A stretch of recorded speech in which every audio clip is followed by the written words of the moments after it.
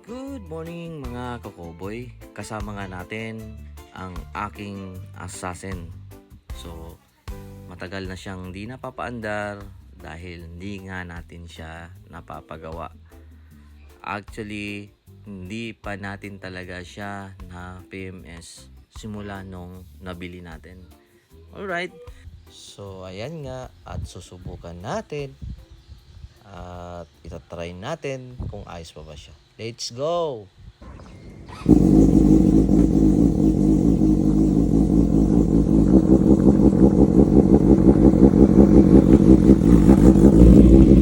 Maraming salamat po sa walang sawang taga-subaybay ng ating page, King Angel TV, sa lahat ng ating followers, at lalong-lalo po sa ating mga nanonood ngayon.